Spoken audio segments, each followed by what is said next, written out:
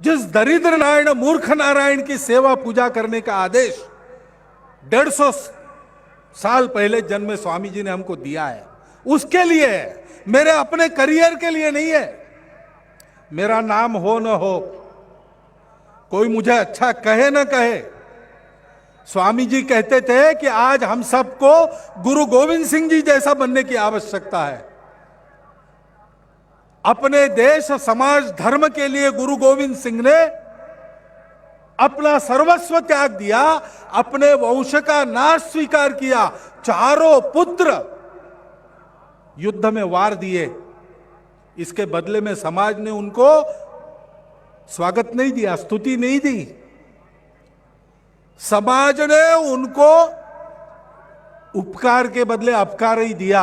लेकिन उस समाज पर बिल्कुल गुस्सा न होते हुए, निंदा का एक शब्द मुख से न निकालते हुए, दक्षिण में आकर गंभीरता पूर्वक जब मृत्यु आई तब उसका सामना करके चले गए। अपने समाज के प्रति इतनी अपार आत्मीयता मन में लेकर चलना पड़ेगा, उसके लिए जीवन लगाना पड़ेगा, और ये प्रामाणिकता से करना पड़ेगा। क्योंकि बातें करने वाले आप जानते हैं बहुत मिलते हैं, करने वाले कम मिलते हैं। करने वाले लोग आपके सामने उपस्थित किए हैं सार्धशती सेवा समिति ने, वो चुनाव लड़ने वाले लोग नहीं है, वो करने वाले लोग हैं। हमको ऐसा बनना है।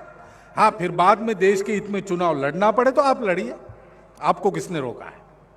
राजनीति भी जीवन का एक अंग है, लोगों को उसको समझना पड़ता है, अपना अपना निर्णय उचित रूप से लेना पड़ता है। ये सारी बातें आप करें, लेकिन आप ध्यान इस पर दें कि लोगों को चुनने का अधिकार भी तब हमको प्राप्त होता है जब जिसको चुनना है उससे जो अपेक्षा हम करते हैं वैसा कुछ हमारे जीवन में रहता है।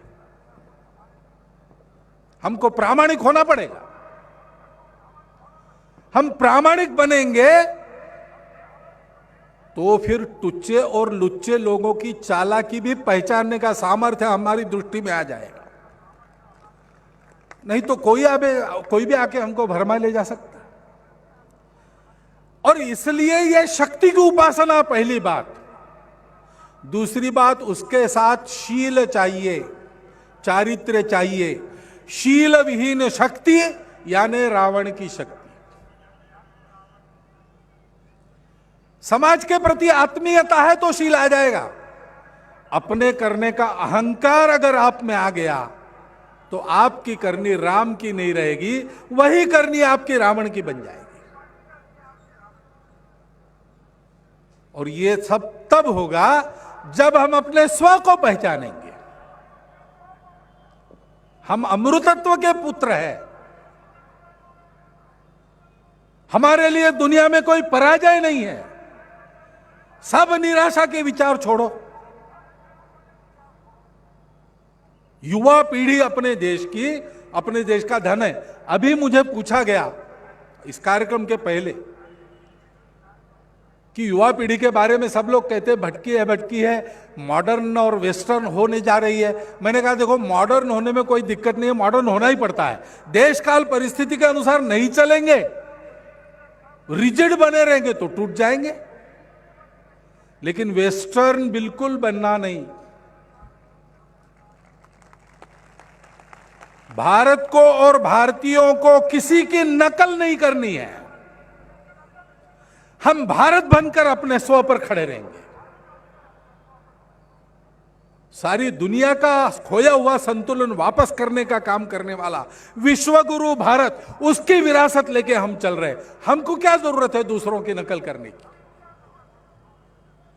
यह जरूर है देश काल परिस्थिति की हवा के झोंकों में हम अपने आप को लचीला बनाएंगे, लेकिन लचीला तो जमीन के ऊपर का तना, वृक्ष, शाखा, पल्लव ये सब रहेंगे। लेकिन जिस जमीन में हमारी जड़ें हैं, वो जड़ें उस मिट्टी को रत्ती भर में नहीं छोड़ेंगी। जो अपनी जड़ों के मिट्टी को छोड़ देते हैं वो वृक्ष तो बह जाते हैं।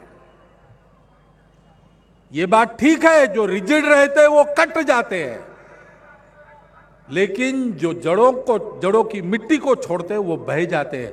हम न बहेंगे न टूटेंगे।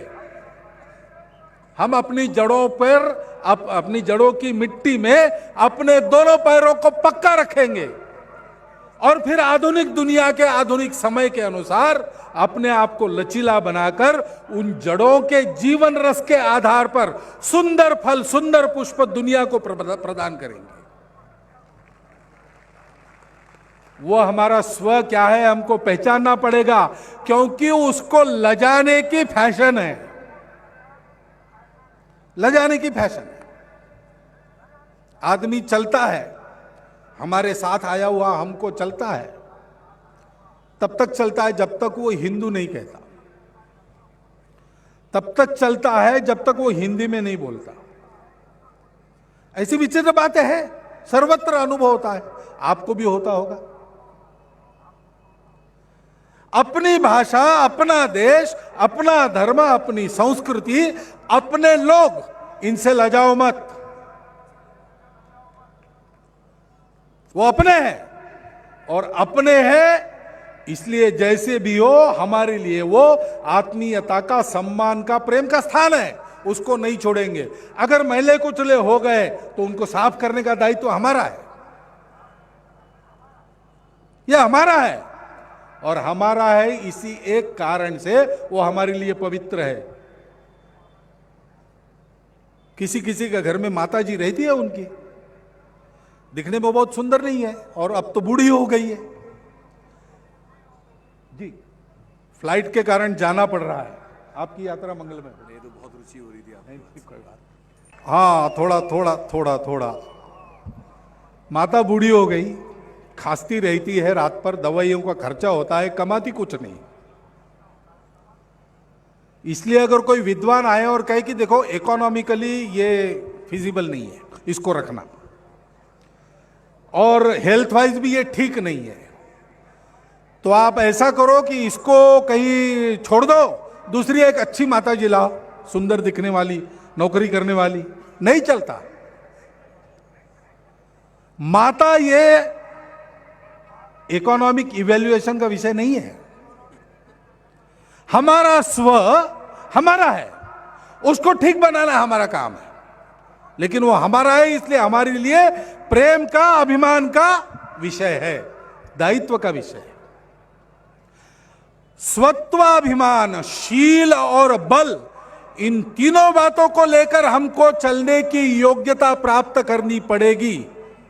जिस दिन हम इसको प्राप्त कर लेंगे, स्वामी जी के कार्य को आगे बढ़ाने का दायित्व पूरा करने की योग्यता हम में आ जाएगी स्वतः ही। और तब अगर आवश्यकता है तो हम में से प्रत्येक व्यक्ति सारी दुनिया को इस देश की मिट्टी हजारों विवेकानंद पैदा कर सकती है, इसका प्रत्यक्ष प्रत्यय ला देने में समर्थ हो जाएगा। सार्ध शक्ति समिति के समारोहों के समापन के इस अंतिम दिन पर 12 जनवरी आज वर्ष समाप्त हो रहा है। आप सब लोग इस प्रकार की योग्यता प्राप्त करने की तपस्या निर्विघ्न कर सके, उसमें यशस्वी हो सके, इसलिए फिर एक बार स्वामी जी के विचारों, आदर्शों का स्मरण आपको देता हुआ और आपके सुयश के लिए आपको शुभकामनाएं देता हुआ मैं अपने 4 शब्द समाप्त करता हूं। धन्यवाद। हम सभी राष्ट्रगीत के लिए अपने स्थान पर कृपया खड़े हों। राष्ट्रगीत का गान होगा।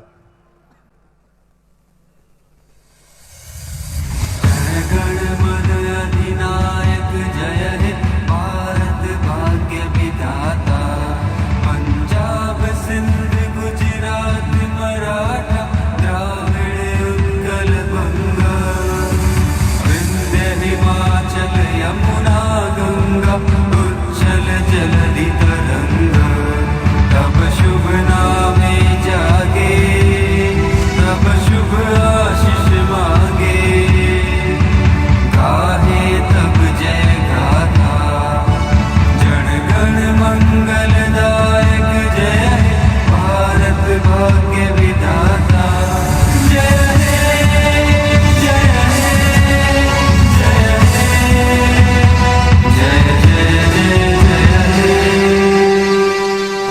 माता की।